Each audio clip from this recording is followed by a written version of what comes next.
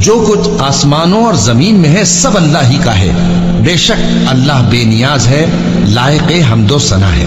اور اگر یوں ہو کہ زمین میں جتنے درخت ہیں سب کے سب قلم ہو اور سمندر کا تمام پانی سیاہی ہو اور اس کے بعد 7 سمندر اور سیاہی ہو جائیں تو اللہ کی باتیں یعنی اس کی صفتیں ختم نہ ہوں. بے شک اللہ غالب ہے، حکمت والا ہے. اللہ کو تمہارا پیدا کرنا اور جلا اٹھانا ایک شخص کے پیدا کرنے اور جلا اٹھانے کی طرح ہے.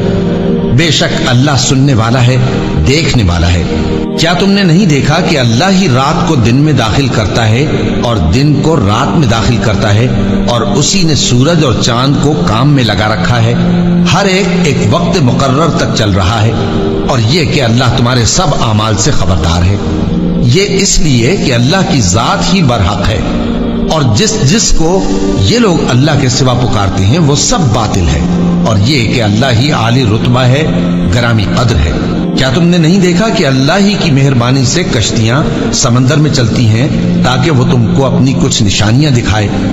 بے شک اس میں ہر صبر کرنے والے، شکر کرنے والے کے لیے نشانیاں ہیں. اور جب ان پر سمندر کی لہریں سائبانوں کی طرح چھا جاتی ہیں تو اللہ کو پکارنے اور خالص اس کی عبادت کرنے لگتے ہیں. پھر جب وہ ان کو نجات دے کر خشکی پر پہنچا دیتا ہے تو چند ہی لوگ انصاف پر قائم رہتے ہیں، اور ہماری نشانیوں سے وہی انکار کرتے ہیں جو عہد شکن ہیں، ناشکرے ہیں. لوگو اپنے پروردگار سے ڈرو اور اس دن کا خوف کرو کہ نہ تو باپ اپنے بیٹے کے کچھ کام آئے اور نہ بیٹا باپ کے کچھ کام آ سکے. بے شک اللہ کا وعدہ سچا ہے. بس دنیا کی زندگی تم کو دھوکے میں نہ ڈال دے، اور نہ وہ بڑا فریب دینے والا شیطان تمہیں اللہ کے بارے میں کسی طرح کا فریب دے. اللہ ہی کو قیامت کا علم ہے، اور وہی مے برساتا ہے، اور وہی حاملہ کے پیٹ کی چیزوں کو جانتا ہے.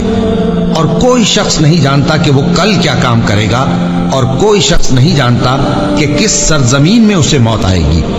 بے شک اللہ ہی جاننے والا ہے اور خبردار ہے.